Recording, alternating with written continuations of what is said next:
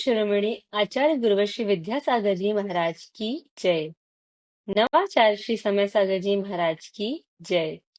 अरहम योग प्रणेता पूज्य मुनिषि प्रणम्य सागर जी महाराज की जय। ओम अरहम नमः।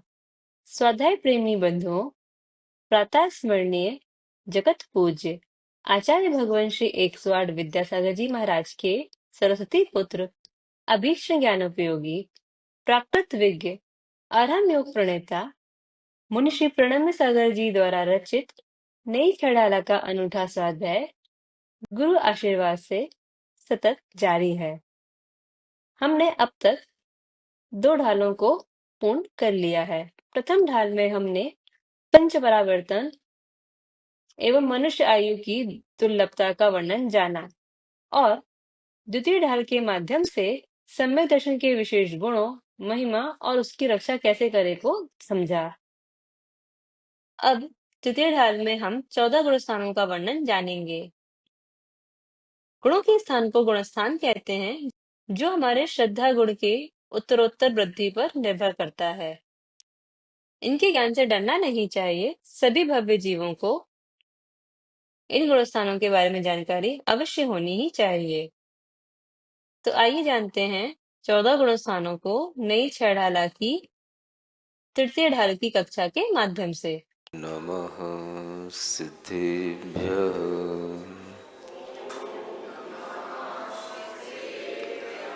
ॐ नमः सिद्धिभ्यः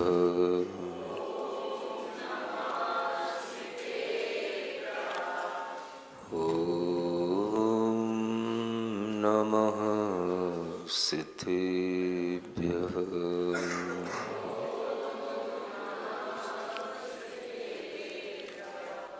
तीन लोक में चार हैं, मंगल शरण श्रेष्ठ, अरहत सिद्ध व साधुगण, धर्म जैन जग ज्येष्ठ।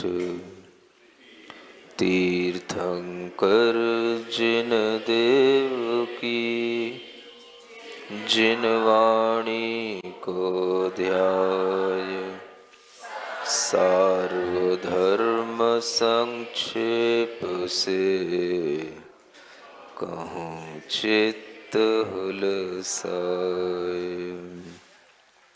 देवादिदेव आदिम तीर्थंकर श्री ऋषभनाथ भगवान ने की, देवादिदेव श्री पार्श्वनाथ भगवान की, परम पूज्याचार्य गुरुवर श्री विद्यासागर जी महाराज की।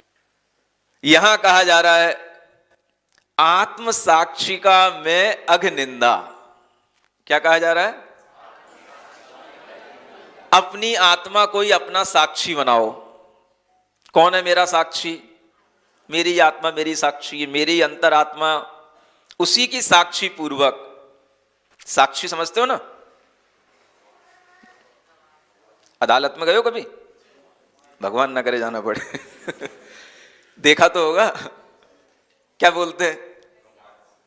आपकी साक्षी में मैं इस ग्रंथ पर हाथ रख करके शपथ लेता हूं, साक्षी पूर्वक।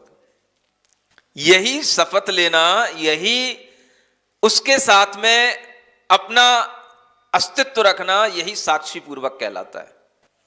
आत्म साक्षी। हमारे लिए कोई दूसरा साक्षी नहीं है। साक्षी माने जो देखने वाला हो उसका साथ कर लेना, इसका नाम साक्षी होता है। क्या समझ में आया? अक्षी माने आंखें, जिसके पास आंखें हो और उससे जो सहित हो वो हो गया साक्षी। जब हमारा धर्म पर विश्वास होता है, धर्म ग्रंथों पर विश्वास होता है, तो हम उस पर हाथ रख के वो देख रहा है, वो धर्म ग्रंथ, वो साक्षी इसलिए है क्योंकि उससे हमें डर लग रहा है। अगर हमने कुछ भी न्याय के विरुद्ध बोला तो ये न्याय का ग्रंथ है, ये जो इस ग्रंथ में एक डर है, इसमें एक देवी प्रतिष्ठित है, और इससे अगर हम कुछ गलत कहेंगे तो हमारे लिए गलत हो जाएगा। साक्षी माने खुद देखना, जो देखने वाला है उसको साथ ले लेना। अब तुम्हारे साथ कोई नहीं होने वाला, तुम्हें खुद अपना साक्षी खुद बनना है। आत्म साक्षी बनने का मतलब है खुद अपनी अंतरात्मा में पहचानना क्या हमारे अंदर पाप उत्पन्न होता है। अघ माने होता है पाप। निंदा करना किसकी? खुद ही अपने आत्मा में साक्षी बनना, खुद ही अपनी अंतरात्मा को देखना और खुद ही अपने पाप को समझना और खुद ही उस पाप की निंदा करना। आखिर निंदा आपको करनी पड़ेगी। निंदा वाला ये जो एक नोशन है ये आपके लिए काम में आएगा। निंदा तो करना ही है। अब हमें दूसरे की सफाई नहीं करना, हमें किसकी करना? अपनी आप की करना। अंतरप्पा होने का मतलब है, अंतरात्मा होने का मतलब है अपनी अंतरात्मा को शुद्ध बनाना। करो, अपनी सफाई शुरू करो। दार्शनिक प्रतिक्रमण, प्रतिक्रमण का मतलब ही होता है अपने पाप को धोना, अपने पाप की निंदा करके अपने को उस पाप से मुक्त करना। यही प्रतिक्रमण का मतलब होता है। दार्शनिक प्रतिक्रमण माने जिन दर्शन वाले सभी लोगों के लिए यह दार्शनिक प्रतिक्रमण है। कौन? जो जिन दर्शन को जानने वाले हैं, जिन दर्शन को मानने वाले हैं, जिन दर्शन को पक्ष रखने वाले हैं, उनके लिए यह दार्शनिक प्रतिक्रमण है। जो उससे ऊपर उठ जाते हैं, थोड़ा सा व्रती बन जाते हैं, उनके लिए दूसरे प्रतिक्रमण है। यह प्रतिक्रमण किसके लिए है? जो सामान्य लोग हैं, बिल्कुल सामान्य। आप व्यवसाय कर रहे हो, दुकान पे बैठे हो, कहीं पर भी आप इस प्रतिक्रमण को पढ़ सकते हो, ट्रेन में भी पढ़ सकते हो। आपके लिए ये ऐसी चीजें दी गई हैं जिसको आप छोटी सी चीजें अपने पास में रख करके अपनी सेफ्टी रख सकते हो, अपने आप को कहीं पर भी धो सकते हो, अपने आप को कहीं पर भी क्लीन कर सकते हो। बिल्कुल ये आपके क्लीनिंग एजेंट हैं ये सब आपके सामने। क्या है ये? दार्शनिक प्रतिक्रमण। निंदा से ही शुरू होता है। पहला दूसरा श्लोक पढ़ोगे मंगलाचरण के बाद, अहम पापी महादुष्टो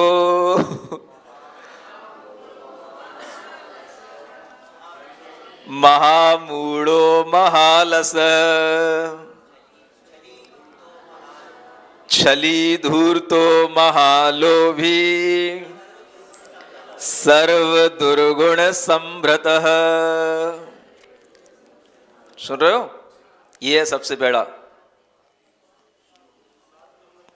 क्लीनिंग एजेंट, क्लीन करने वाला अपने लिए। ये चीजों की जरूरत है। क्या करना है? अघ निंदा करने के लिए अपने आप की पहले निंदा करके अपने आप की सफाई करना। तो क्या करना है? ये करना पड़ेगा आपको। ये दार्शनिक प्रतिक्रमण है। इसमें पूरी आपकी जीवनचर्या शामिल है। पूरा कहना चाहिए जो सागार धर्म है, श्रावक धर्म है, वो पूरा का पूरा इसके अंदर समाहित है। आपके लिए इतना बड़ा आईना है कि आपको केवल पढ़ते से ही समझ में आ जाएगा कि कहां हम गलत हैं, कहां हम सही हैं। खास तौर से ये उन लोगों के लिए भी बहुत महत्वपूर्ण है जिन लोगों के लिए ऐसा भाव आता है कि मुझे आसपास कहीं मंदिर नहीं है, मैं मंदिर रोजाना नहीं जा पाता, मैं कहीं दूर रहता हूं, मैं धर्म को कैसे रोजाना करके अपना दिन शुरू कर सकता हूं। जो बाहर पढ़ने वाले लोग हैं, बच्चे हैं जो विदेशों में पढ़ते हैं, आप उनके लिए ये एक बुकलेट जरूर दें, ये गिफ्ट जो उनके लिए जरूर करें। उसमें संस्कृत, प्राकृत, हिंदी तीनों में लिखा हुआ है। केवल बस हिंदी हिंदी पढ़ते चले जाएं। जरूरी नहीं आपको संस्कृत प्राकृत नहीं आती, कोई बात नहीं, आप केवल हिंदी हिंदी का बस केवल पाठ कर लें। उसमें आपको पूरे भारत के तीर्थों की वंदना हो जाएगी। 24 तीर्थंकरों की 2-2 बार आपके लिए वंदना होगी। महावीर भगवान की अलग से स्तुति होगी।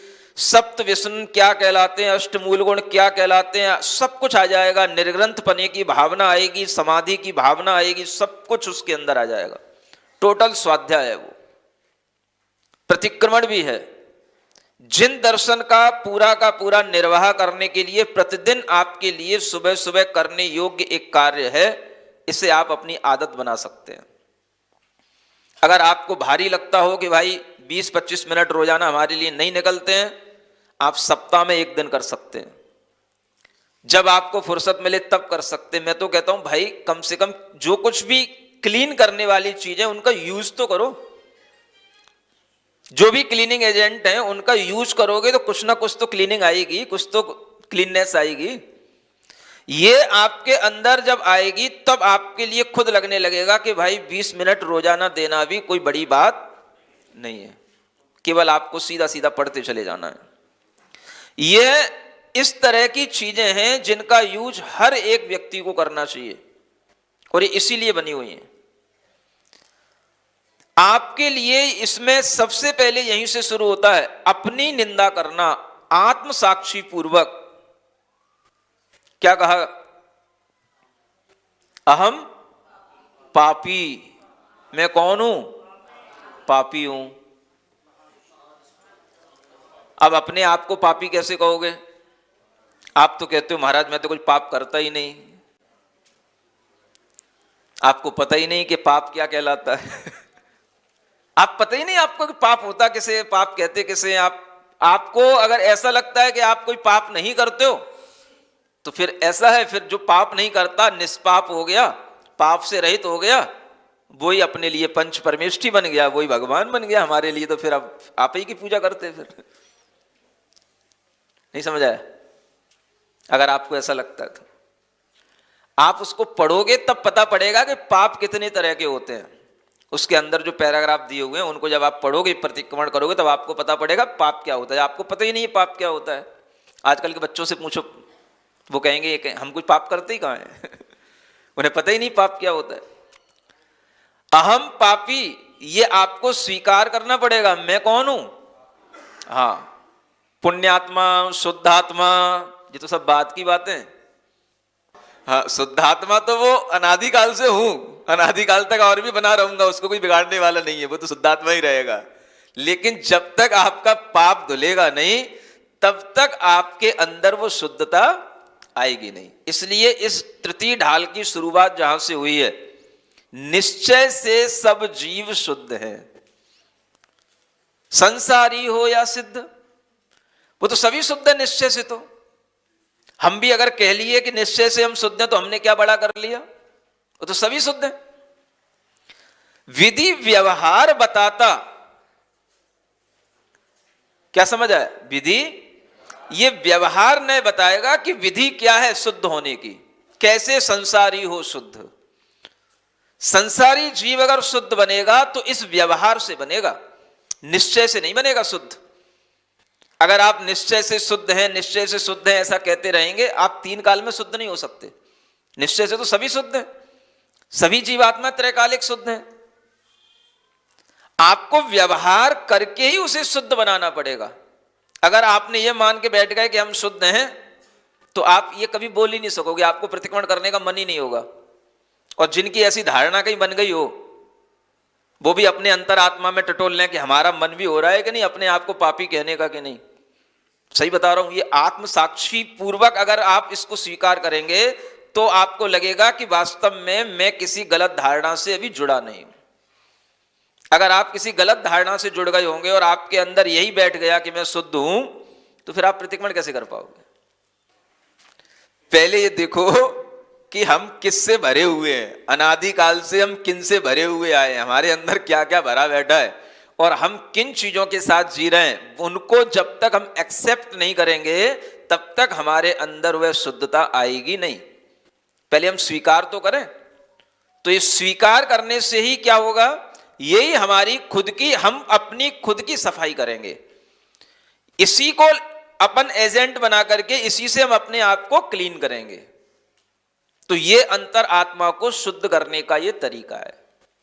अहम पापी महा दुष्टो, महादुष्ट, किसी दूसरे से मत कह देना। अपने आप से कह करके अपने आप में महसूस कर लेना चलेगा, लेकिन दूसरे से मत कह देना देखो इसमें लिखा है सब दुष्ट है, मैं तुझसे कह रहा हूं तू दुष्ट है। किसी से मत कहना, सब अपने अपने में करेंगे तो किसी को कोई दिक्कत नहीं होगी। अहम पापी महादुष्टो महामूढ़ो, मूढ़ माने बिल्कुल मैं मूढ़ बना हुआ हूं, जड़ बना हुआ हूं, मूर्ख बना हुआ हूं, मेरी बुद्धि में कुछ घुसता ही नहीं, महालस है, महा आलसी हूं भगवान। बहुत मुश्किल से सुबह सुबह ऐसी ठंड में यहां तक चल करके आ पाता हूं, वो पता नहीं कौन सी वो आकर्षण है जो खींच रहा है, ना तो भगवान में तो कहां पड़ा होता है अभी। समझ आ रहा है? महा आलसी आदमी को आलस करने में इतना मजा आता है, कुछ भी करना नहीं जानता हो तो आलस करना हर कोई जानता है दुनिया में, आप देख लेना। किसी भी बच्चे से कहना चलो बेटा मंदिर ले चलते हैं, क्या हो गया, ठंड बहुत है, देखो देखो इसमें माइनस टेम्परेचर दिखा रहा है, देखो देखो यार 6 डिग्री टेम्परेचर हो गया। दुनिया के बहाने बना लेगा, लेकिन वही काम अगर उससे को चल बेटा घूमने चलते हैं, आज होटल पे पिज्जा खाएंगे, तैयार बैठा है पट्टा। समझ आ रहा? आलसी आदमी बना हुआ है अपनी हित के काम में, हमेशा आलसी बनता है। जिससे आत्मा का हित हो उसमें वह महा आलसी है। प्रतिक्रमण करने में महा आलसी, ध्यान कराओ तो आलसी, ज्ञान की बातें करो तो आलसी, भक्ति कराओ विधान कराओ तो आलसी, इनमें आलस दिखाएगा। और दुनिया के काम में तैयार है, मोबाइल दे दो उसको, सब नींद सब भूल जाएगा, खाना पीना सब भूल जाएगा, लगा रहेगा उसी में। इसलिए जो व्यक्ति स्वयं को समझने लग जाता है, वो समझने लग जाता है कि वास्तव में मेरे अंदर कौन कौन सी बुराइयां हैं, और उनको समझने के लिए आपको ऐसी भावनाएं अपनी आत्म साक्षी पूर्वक करना पड़ती हैं। करोगे तो आप इन तरह की गंदगियों से अपने आप को मुक्त कर पाओगे। ये इसीलिए बहुत बड़ा गुण बन जाता है सम्यक दृष्टि जीव का कि वह प्रतिदिन प्रतिक्रमण करता है, प्रतिदिन अपनी आत्मनिंदा करता है। आपके लिए नियम नहीं बनता है इसलिए आप ऐसा नहीं करते हो, लेकिन सम्यक दृष्टि जीव के लिए नियम है। गृहस्थ के लिए भी ये नियम है कि वह प्रतिदिन प्रतिक्रमण करे, और गृहस्थ के लिए कोई प्रतिक्रमण है ही नहीं। इसलिए सबसे पहले ये प्रतिक्रमण बना हुआ है जिसका नाम है दार्शनिक प्रतिक्रमण। ये केवल ऐसे ही गृहस्थों के लिए जो सब तरह का व्यापार कर रहे हैं, कोई भी तरह का अपना आरम सारम पाप तो होता ही है, उस सब तरह के अपना जो कुछ भी पाप क्रिया कर रहे हैं, चाहे वो कॉलेज में हो, चाहे बिजनेस में हो, किसी भी तरह की हो, कोई भी तरह का कोई भी व्यक्ति हो, हर कोई व्यक्ति इसको पढ़ सकता है और समझ सकते हो आप कि इसमें कितने तरह के हमारे भीतरी भाव लिखे हुए हैं। अष्टमी चतुर्दशी को भी आप कर सकते हो। आत्म साक्षिका में अगनिंदा, गरहा गुरु से कंपा, है ना। ऐसे भी कुछ पाप होते हैं जिन्हें हम गुरु से भी कह करके, जिनका हम कुछ प्रायश्चित कर पाते हैं। कुछ होते हैं जो हमेशा होने वाले होते हैं, रोजाना होने वाले होते हैं, उन्हें तो हम रोजाना गुरु से कह नहीं सकते, उन्हें तो हम अपनी आत्म साक्षी पूर्वक अपने प्रतिक्रमण से कर लेते हैं। लेकिन जब कोई बड़ा पाप हो जाता है, जब कोई बड़ा अनर्थ हो जाता है, तो फिर वह गुरु से कहा जाता है। और गुरु से कहने में, किसी से कहने में तो डर लगता है, हमसे पाप हो गया। और ये देखो कितनी हिम्मत आ गई सम्यक दृष्टि जीव में कि यह अपना कोई भी तरीके का दुर्भाव होगा, पाप होगा, वह सब किससे कह देगा? अपने गुरु से कह देगा। यह कहलाता है गुरु के प्रति श्रद्धान। आपने सुना था ना, देव शास्त्र गुरु की श्रद्धा है हमें, तो सम्यक दृष्टि है कि नहीं? तो भाई कोई देव शास्त्र गुरु कुछ काम में तो है,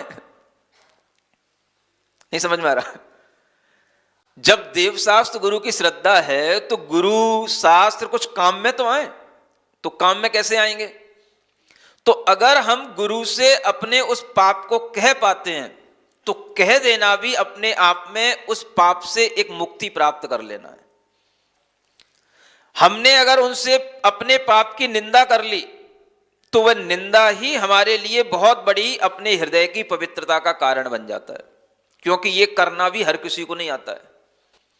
अगर हमारे अंदर अभिमान ज्यादा होगा तो हम कभी भी गुरु के सामने भी किसी भी अपनी आलोचना को नहीं कर सकते, निंदा नहीं कर सकते।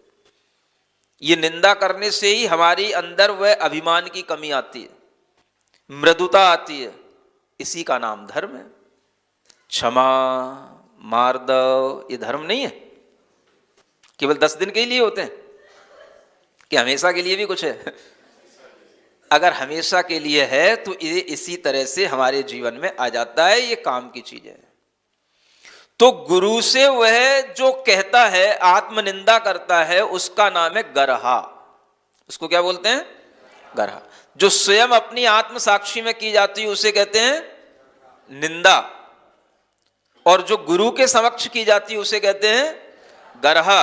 इस तरह से वह अपने अंदर इन दोनों क्वालिटी को धारण करता है। कभी आत्मनिंदा भी करता है आत्म साक्षी पूर्वक, और कभी गुरु की साक्षी में भी अपनी निंदा करता है, और उस निंदा से भी उसका प्रायश्चित हो जाता है, उसके पाप धुल जाते हैं। गुरु के चरणों में बैठ करके अगर हम अपनी आत्म आलोचना कर लेते हैं, अपनी निंदा कर लेते हैं, अपने पापों को कह करके हम उनके चरणों में रो भी लेते हैं, तो उसी से हमारे पाप धुल जाते हैं। अगर वो हमें कुछ उसका प्रायश्चित दें तो ठीक, ना दें तो भी हमारा काम तो हो गया। ये सम्यक दृष्टि जीव के अंदर इस तरह की क्वालिटी आ जाती है। अब आप सोच रहे हो कितनी उल्टी बात हो गई। कोई दूसरा अपने से कहे कि भाई तुमने ये पाप किया, उससे पहले वह खुद जाकर के गुरु से कह देता है कि हमने ये पाप किया। अगर उसने किया है तो गुरु से कह देगा, और नहीं किया है तो फिर कोई कुछ भी कहता रहे, उसे क्या फर्क पड़ेगा। समझ आ रहा है? इसलिए वह जब भीतर से अपनी दृष्टि को समीचीन बना लेता है तो उसे दूसरों से इतना विचलन नहीं होता। जो व्यक्ति अपने आप में दृढ़ होता चला जाता है, वह इन्हीं भावों के साथ में अपने अंदर के उस सम्यक दर्शन के भाव को दृढ़ बनाता चला जाता है। और इसी कारण से वह सीता दोबारा भी वन में चली गई तो भी उसने कभी राम की निंदा नहीं करी, रावण की भी निंदा नहीं करी। इस रावण के कारण से मुझे फिर से वनवास हो गया। किस किस की निंदा करती? करने को तो सबकी कर सकती थी। रावण के कारण से लांछन लगा, लांछन लगाया प्रजा के लोगों ने, तो प्रजा की निंदा करती। और निर्णय देने वाले थे राम जी, तो उनकी भी निंदा करती। किस किस की निंदा करती? करने को तो सबकी कर सकती थी, लेकिन उसने किसी की भी निंदा नहीं करी, क्योंकि वह सम्यक दृष्टि थी कि निंदा करना ठीक है भाई, अपने कर्म का फल है, अपन भोग लेंगे। ये विचार जब आ जाता है तो वह सम्यक दृष्टि जीव अपने धर्म में, अपने भाव में, अपने स्वभाव में दृढ़ होता चला जाता है। ऐसी दृढ़ता हमें इन्हीं भावों को और इन्हीं गुणों को अपनाने से आती है। इसलिए आपके लिए वह सीता भी आदर्श होनी चाहिए, जेंट्स के लिए भी वो आदर्श होनी चाहिए कि उसने कभी किसी के लिए ऐसा नहीं कहा कि उसके कारण से मेरा ऐसा हो गया।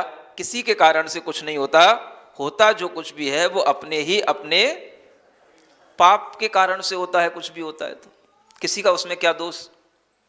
अगर हम इतना अपने मन के अंदर साक्षी भाव रखेंगे तो हमारे जीवन में निर्मलता आती चली जाएगी। इसलिए आज उस सीता को ही याद कर लेते हैं जिसकी बात कई बार बनते बनते बिगड़ गई।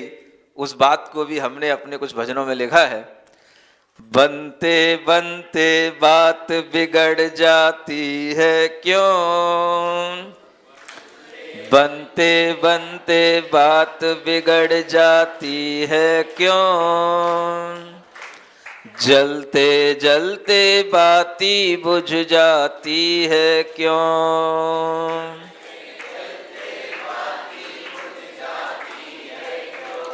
रावण मरण हुआ ग्रह आगमन हुआ, रावण मरण हुआ ग्रह आगमन हुआ, पुत्रों का लख गर्भ राम मन चमन हुआ। पुत्रों का लख गर्भ राम मन चमन हुआ। सोचा था अब गम की काली रात टली, सोचा था अब गम की काली रात टली। सोचा था अब गम की काली रात टली। सोचा था अब गम की काली रात टली। सीता का अपवाद सुने वह राम बली, सीता का अपवाद सुना फिर राम बली। फिर से सीता एकाकी वन जाती क्यों, फिर से सीता एकाकी वन जाती क्यों।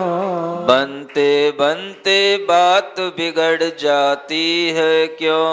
बनते बनते बात बिगड़ जाती है क्यों। जलते जलते बाती बुझ जाती है क्यों। जलते जलते बाती बुझ जाती है क्यों। ओम अरहम नमः, ओम अरहम नमः, ओम अरहम नमः,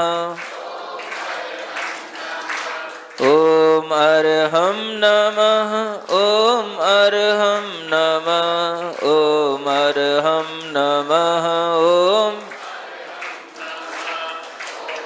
ओम अरहम।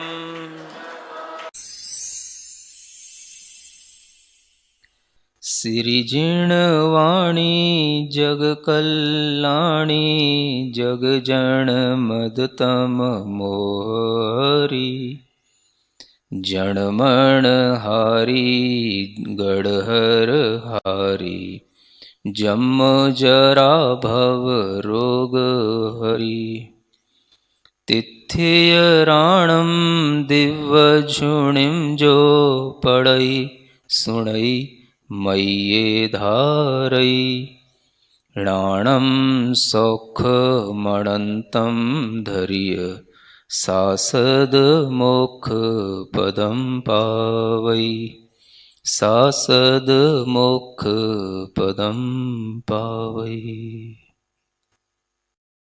नई चढ़ाला आज का सवाल प्रतियोगिता में आप सभी का स्वागत है। आज का सवाल है, दार्शनिक प्रतिगमन किसके लिए लिखा गया है? पाक्षिक श्रावक, वृत्ति श्रावक या अश्रावक? कल के सवाल का सही उत्तर है मेरे साबुन। आप अपना जवाब हमें कल शाम 5 बजे तक भेजें। 3 भाग्यशाली विजेताओं को मिलेंगे आकर्षक उपहार। अपना जवाब भेजने के लिए लिंक पर जाएं या क्यूआर कोड स्कैन करें। ओम अरहम नमः। तृतीय ढाल में 14 गुण स्थानों का वर्णन है।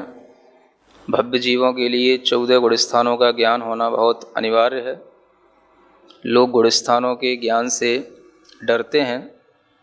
इस तृतीय ढाल के माध्यम से आप 14 गुण स्थानों की पूर्ण जानकारी बहुत सरलता से ग्रहण कर सकते हैं। निश्चय से सब जीव शुद्ध हैं, एकेंद्रिय या सिद्ध विधि व्यवहार बताता किस विध संसारी हो सिद्ध। योग कषायों के ही कारण आत्म के परिणाम तिनको ही गुण थान कहो है 14 संख्य प्रमाण। ज्यों कोई ज्वरवान पुरुष को सब कुछ कड़वो लागे, त्यों मिथ्या दृष्टि जीवन को जिनवर वचन न भावे। प्रथम कहो तेन में मिथ्यात्व पंचभेद और आनो। एकांतिक विपरीत विनय सह संशय ज्ञान बखानो। दो नय में एक ही को माने, सोए कांति कहावे, केवली कवला हार बतावे, वह विपरीत रहावे। वैनेयिक कह सब देवन को, और गुरुजन को मानो, क्या सच्चा क्या झूठा संशय, ज्ञान बिना शिव ठानो। गुणस्थान पहले से जीव, चौथो पंचम सातें, कोई भी एक प्राप्त कर सके, भव्य जीव क्रम नातें। जो अनादि मिथ्या दृष्टि हैं, चारों गति के प्राणी, प्रथम लहें उपशम समकित को, पंचलब्धि वश ज्ञानी। सप्त प्रकृति का उपशम जिनको, उपशम सम्यक दृष्टि, सम्यक प्रकृति उदय हो यदि, वेदक सम्यक दृष्टि। जिनवर भक्ति बढ़ाने वाला, केवली द्वय पद मूल, सप्त प्रकृति का क्षय कर पावे, छायक भव को कुल। उपशम सम्यक दृष्टि के यदि, आदि कसाय उदयावे, सासादन दूजो गुण थान, ज्ञान अज्ञान कहावे। अनंतानुबंधी कसाय का, काज है समकित घाते, एक समय से छह आवली पल, गिरत समय ही पाते। मिश्र प्रकृति दूजी कसाय के, उदय समय में तीजा, गुणस्थान चौथा पंचम या, छठवें से भी तीजा। सादी बना भवी मिथ्या दृष्टि, पहले से भी तीजा। अंतर मुहूर्त काल बाद फिर, नीचे या ऊपर जा। इन तीनों गुण थान विषय सब, जीव अशुभ उपयोगी। जगन धरें अविरत सदृष्टि, भावत शुभ उपयोगी। यही जघन पात्र कहलाते, जगन ही अंतर आत्म। शुभ उपयोग बढ़े व्रत से तो, मध्यम अंतर आत्म। सम्यक दृष्टि को नित होवे, धर्म धर्म फल प्रीति। यह संवेग तथा निर्वेद, भवतन भोग विरक्ति। आत्म साक्षी का मैं अघनिंदा, गरहा गुरु से कंपा। उपशम भाव क्षमा परिणाम, सर्व प्राणी अनुकंपा। रत्नत्रय धारी में भक्ति, साधर्मी से नेह। 8 गुणों के पालन से ही, सम्यक दर्शन लेह। चौथे से पंचम सप्तम जा, आदि तीज आ जावे। लघु मुहूर्त 66-33 सागर काल रहावे। 12 व्रत धर त्रस हिंसा तज थावर घात न कीजे। देश विरति पंचम गुण ठानक संयम रति निज लीजे। असंख्यात गुण श्रेणी प्रतिपल विधि निर्जर को पावे।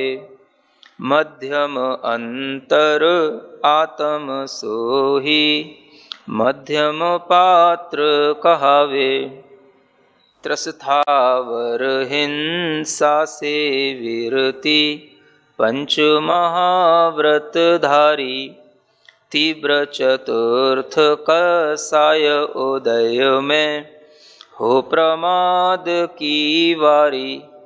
106वें गुण थानक मुनिवर उत्तम पात्र बने हैं। मंद कसाय उदय गुण सप्तम रहित प्रमाद पने हैं।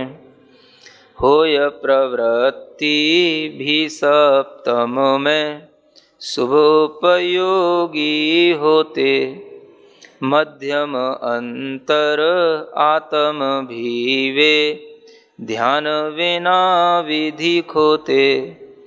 निज आत्म में लीन मुनीश्वर शुद्धोपयोग लहावें। उत्कट अंतर आत्म हो के स्वानुभूति रस पावें। अप्रमत्त गुण में मुनिवर जब श्रेणी सन्मुख होवें। सातिशयी वह अधःकरण में निज आत्म में खोवें। मोहनीय कर्मों का उपशम उपशम श्रेणी कहावे। जिस विध कर्मों का क्षय होता छपक श्रेणी मढ़ जावे। होय अपूर्व विशुद्ध भाव जहाँ ठाण अपूर्व करण है। अनिवृत्ति परिणाम जहाँ है नवमा ठाण चरण है। सूक्ष्म लोभ ही शेष बचा ज्यों कौसुम्भी पट लाली।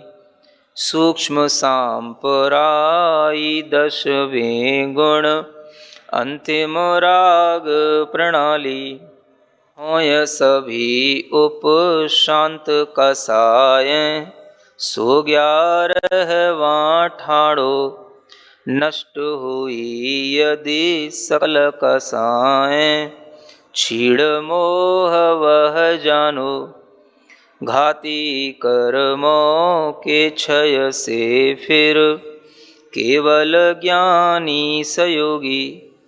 13वें में योग नाश से केवली होय अयोगी। 5 ह्रेस्व अक्षर समकाल 14वें में रहते। होय सिद्ध गुण ठाण अतीत शुद्ध है निश्चय नयते। स्वाभाविक उन सुख रुचि राखे सो ही भव्य कहावे। यह अपूर्व अवसर है आया रुचि स्वरूप मन लावे।